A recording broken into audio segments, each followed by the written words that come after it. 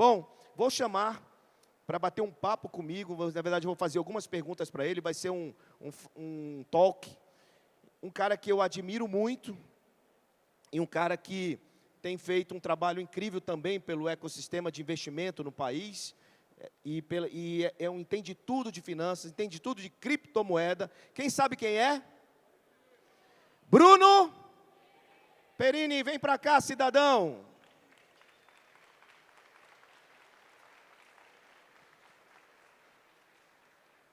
Chamei antes da hora. Vamos ter que chamar de novo. Então, peraí, deixa ele chegar e a gente chama de novo. Cadê o homem? Olha aí, já está a foto dele aí. Senhoras e senhores, Bruno Perini. E aí, pessoal? Boa tarde a todos. E aí, João? Obrigado pelo convite. Cara, chegou de viagem, saiu correndo, veio para cá. Verdade. Não podia deixar de estar aqui, né, Bruno? Você Não, prefere verdade. ficar sentado ou em pé? Fica sentado, vamos sentar Bora, pra gente fica conversar sentado. mais à vontade. Vamos ficar sentado. Bom, como foi seu dia? Corrido. Eu estava em Gramado agora pela manhã. A minha esposa foi palestrar lá, a Malu. Mas também foi aniversário dela. Ela fez aniversário ontem, dia 6 de abril. E aí, é a Ariana, minha esposa, né? Então, a todos aí do signo de Áries, né? Parabéns aí pelo mês. E a quem é cônjuge do signo de Áries, eu sei o que vocês sentem, tá? Eu sei o que vocês sentem. Força. Mas aí eu estava lá e voltei especificamente para o evento, que é um evento muito relevante no ecossistema de startups também para a gente no Grupo Primo, então não poderia me furtar estar aqui. Bacana, Bruno. Antes de a gente entrar no assunto investimentos, startups, eu preciso que você fale um pouco como foi a tua experiência de montar o podcast, que hoje é um podcast mais assistido do Brasil.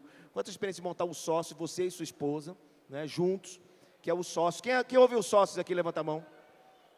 Muito bom, bacana demais. Eu só fui lá uma vez, eu preciso voltar. Precisa mesmo. Já registro aqui, né, minha vontade de ir lá. Bom, e aí, Bruno, como foi a história dos sócios, do podcast? Como é que você se tornou esse fenômeno que todo mundo levantou a mão aqui?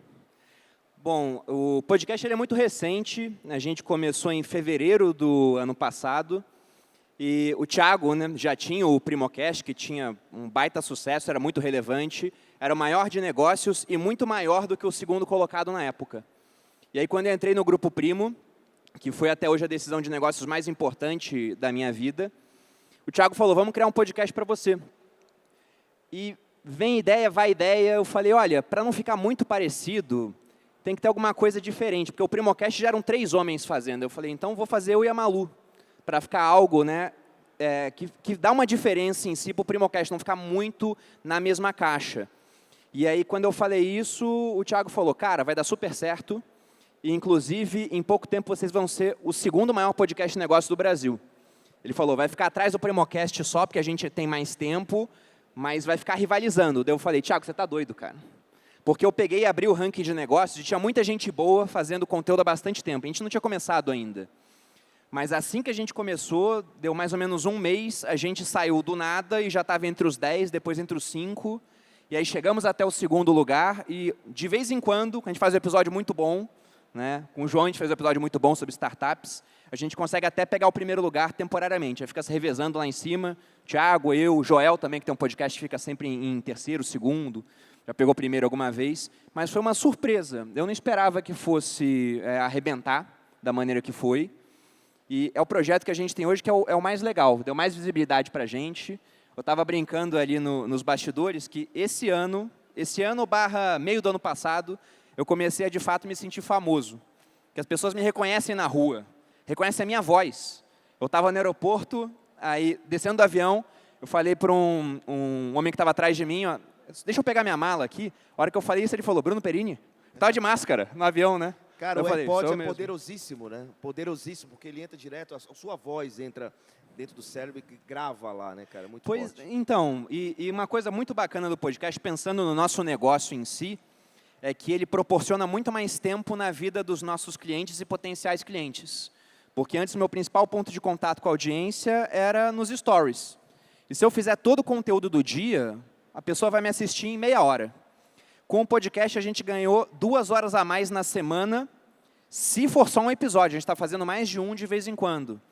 Além disso, conhecemos muita gente lá, foi o ano que eu mais aprendi, porque a gente conseguiu chamar muita gente muito interessante, com muito conteúdo, e como eu acredito que o conhecimento está disperso pela sociedade, né, toda vez que a gente chama alguém para trocar ideia, eu aprendo com aquela pessoa. É aquela velha história, atribuem a Confúcio esse ditado, e como ninguém aqui é chinês, a gente nunca vai poder falar que é mentira, né?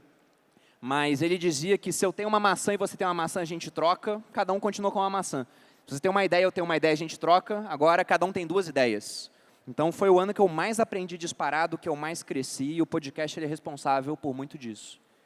Bruno, eu sei que todo mundo te conhece, a grande maioria aqui te conhece, mas eu queria que você falasse assim um pouco, como é que você caiu no mundo das finanças, né? Porque você era você era do Exército, né? Depois você terminou mudando aqui para São Paulo, mas fala um pouco dessa trajetória até chegar onde você está hoje. Se puder resumir, fazer uma história longa, curta, acho que é legal a gente partir para as perguntas técnicas antes de nivelar todo mundo para entender quem é esse cara que está sentado aqui.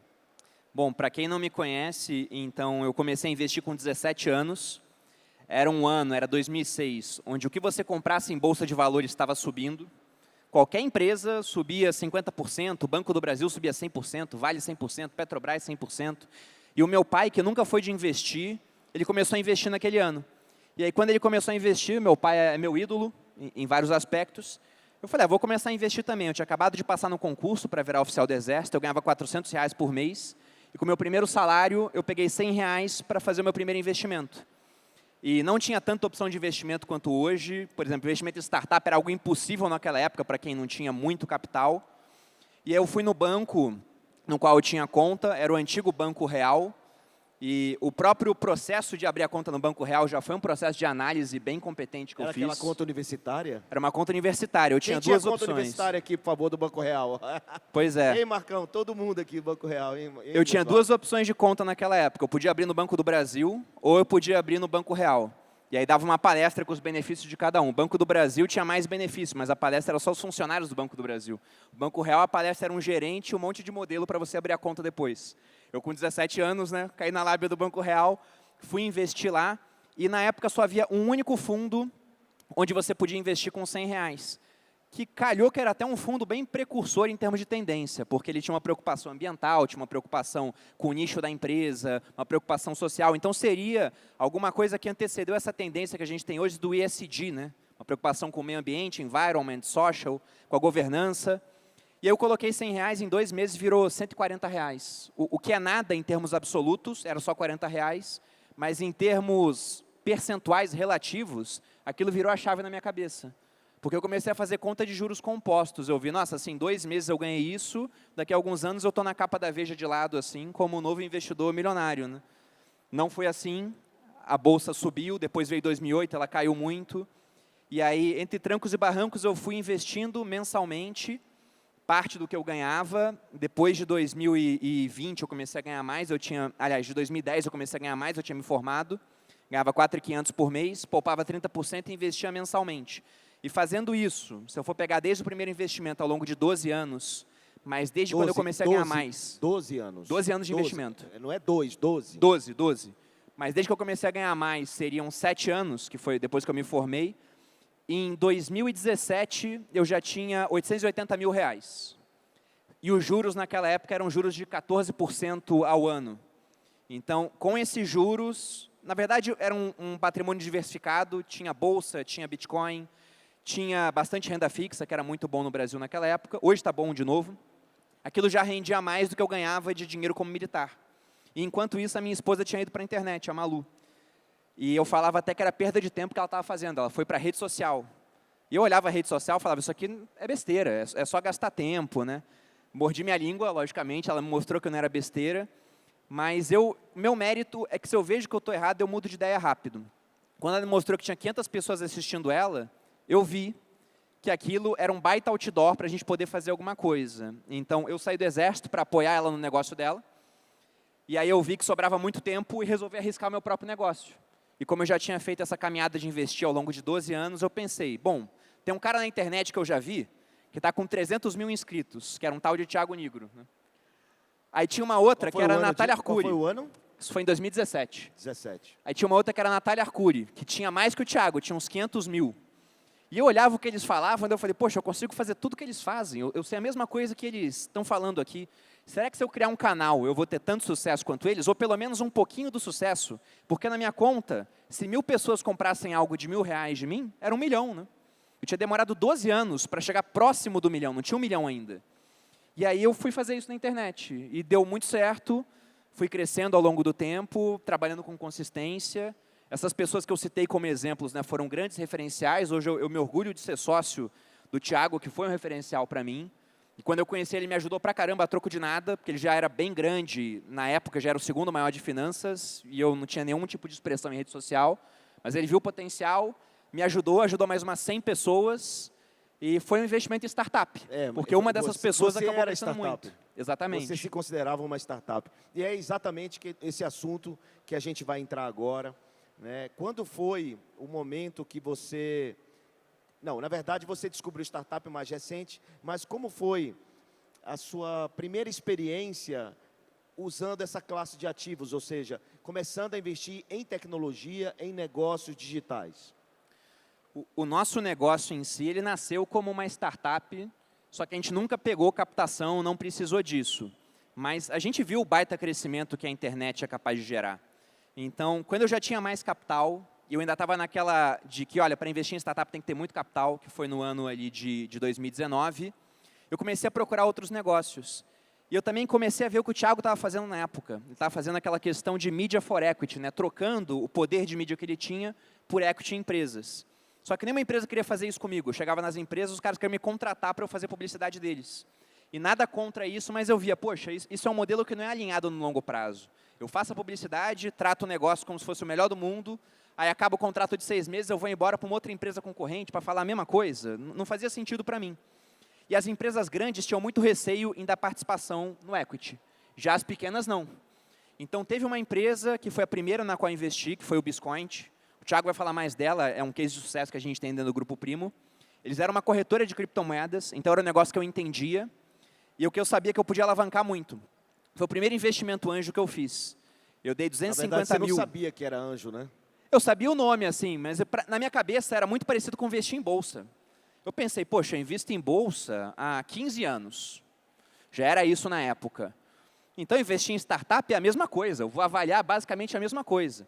Aí eu cheguei no Biscoint, que era uma empresa embrionária praticamente. Ela mal tinha começado a ter cliente. O Israel está aqui. A gente começou a se falar naquela época. E aí eu perguntei para o Jonatas, né, que era o CEO do Biscoint, falei, Jonatas, me manda tuas métricas aí, cara. Está sendo negociada quantas vezes teu preço-lucro, né? Como é que está a questão aí de...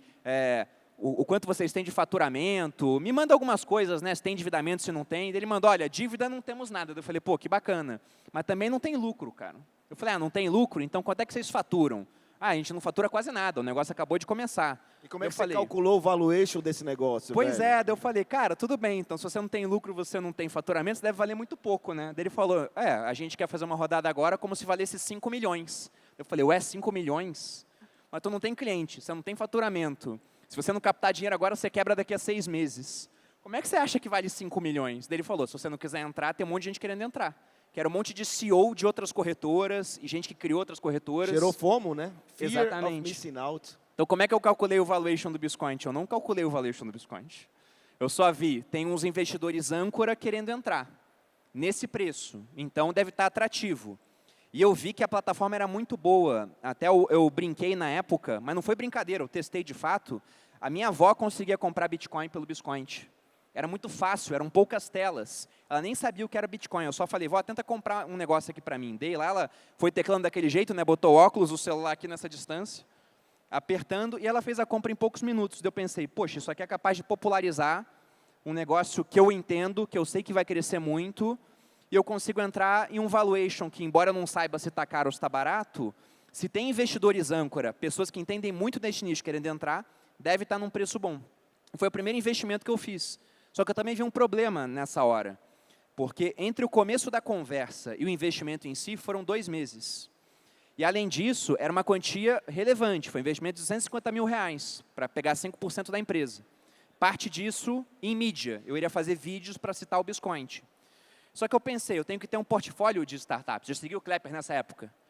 Aí eu falei, olha, não dá para investir só em uma, eu quero ter pelo menos umas 10. Aí eu fiz conta, para ter 10, se essa que eu conheço levou 2 meses, eu vou levar 20 meses, na melhor das hipóteses. E eu não tenho 20 meses para dedicar a isso, porque é melhor eu pegar o meu tempo escasso e alocar naquilo que me gerou valor a ponto de poder investir nessa startup sem que isso seja uma quantia relevante na minha vida. Eu tinha que alocar meu tempo no meu negócio. Aí, quando eu cheguei a essa conclusão, falei com o Kepler, fui fazer a jornada do investidor anjo, sentei lá, não sei se tinha alguém que estava na mesma turma que eu aqui, tinha? Estava lá na turma. Aí, ó, estava na mesma Miguelzinho. turma. Sentei lá para aprender de fato, para poder fazer o investimento. E assim que eu sentei para aprender, no final eu vi que a melhor maneira de fazer isso, já que, como eu disse, o conhecimento está disperso pela sociedade, seria pegar o dinheiro que eu tinha destinado para investir em startup e eu coloquei num pool da Bossa Nova. E estou lá até hoje.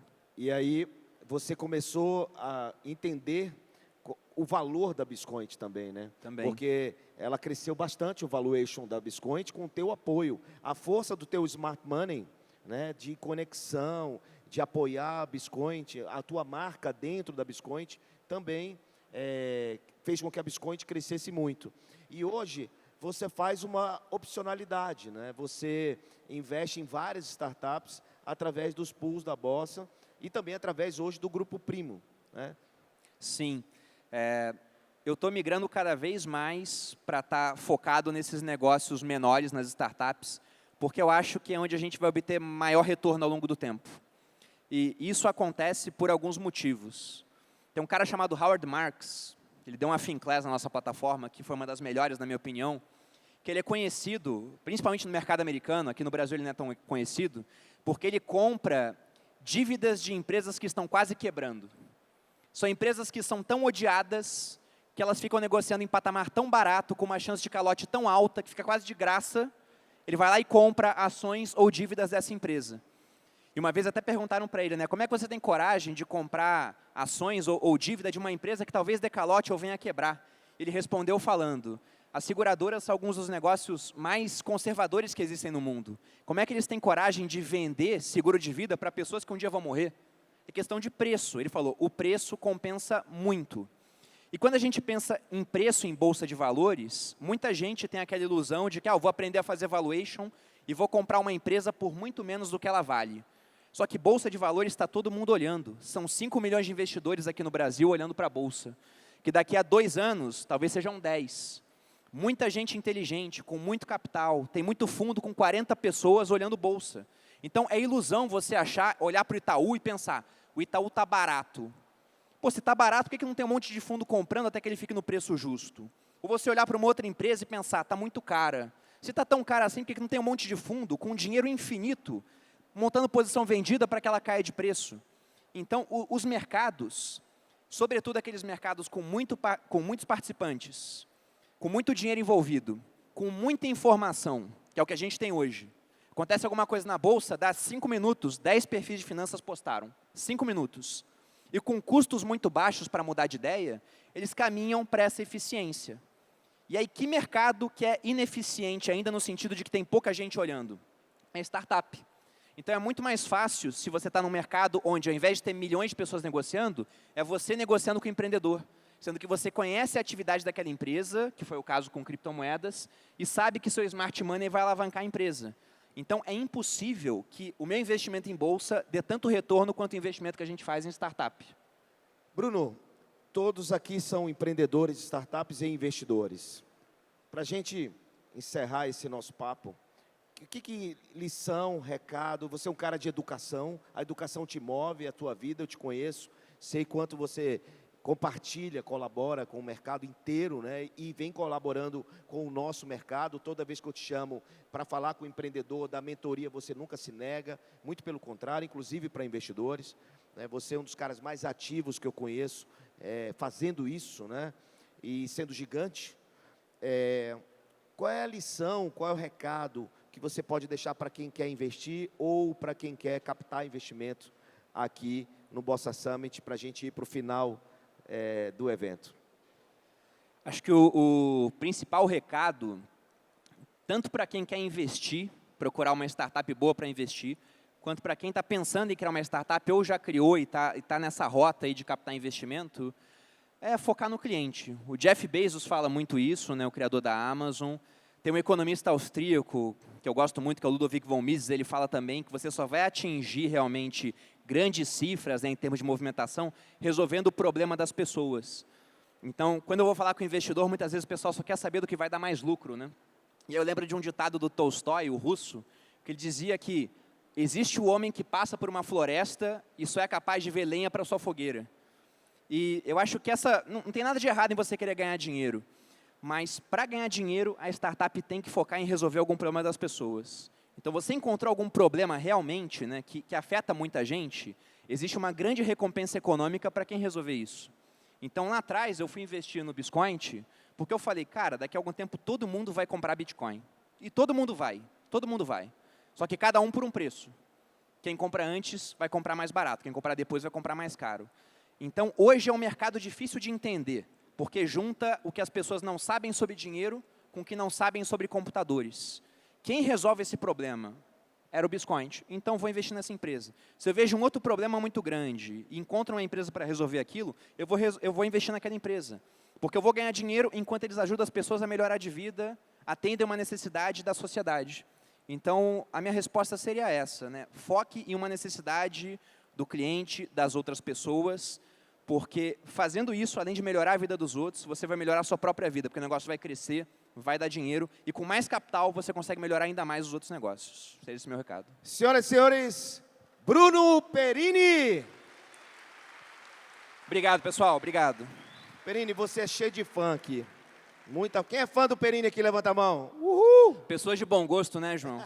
Você vê no rosto delas, né? Bom, você é depois do Thiago Oliveira, você é o sócio mais bonito que nós temos aqui. Poxa, obrigado. E a sua sensação de ser sócio da Bossa Nova, qual é? É muito bom, é muito bom. Não, é incrível o evento aqui, parabéns a todo o pessoal que executou. Sou muito feliz em poder fazer parte desse negócio, que é muito grande, vai ser cada vez maior. Tá? E, pessoal, obrigado aqui pela presença, espero que tenham gostado das minhas palavras aqui. Valeu, Perini! Bom demais, show de bola!